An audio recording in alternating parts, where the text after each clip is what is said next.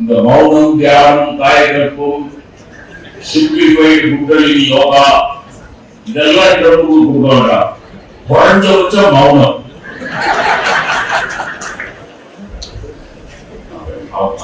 பேசாம இருந்தா உலகம்.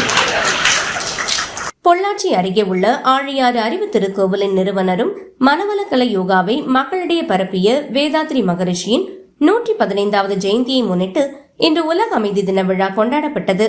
இந்த விழா அறிவு திருக்கோவிலின் தலைவர் பாலசுப்ரமணியன் தலைமையில் நடைபெற்றது. உலக சமுதாய சேவா சங்கத்தின் தலைவர் SKM மயிலானந்தன் வரவேற்புரை நிகழ்த்தினார். முன்னாள் CBI இயக்குநர் கார்த்திகேயன் முன்னுரையாற்றினார். சிறப்பு விருந்தினராக கலந்து கொண்டு பேராசிரியர் மு. ராமச்சந்திரன் உலக அமைதிக்கு வேதாத்திரியம் என்ற தலைப்பில் உரையாற்றினார். அவர் தனிமனித அமைதியே உலக அமைதி என வலியுறுத்தி ஆசைகள் மற்றும் எதிர்பார்ப்புகளை குறைத்து இருப்பதை வைத்து நிம்மதியை தேடுவது நன்மை தரும் என்று கூறினார்.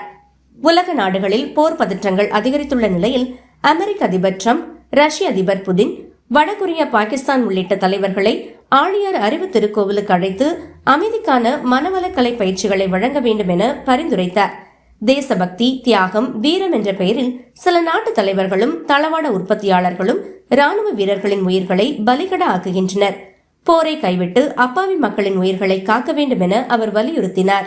இந்த மௌனம், தியானம், காயகல்பம், சிம்பிளிஃபைடு குண்டலினி யோகா இதெல்லாம் ட்ரம்புக்கு கொடுக்கா. குறைஞ்சபட்சம் மௌனம்.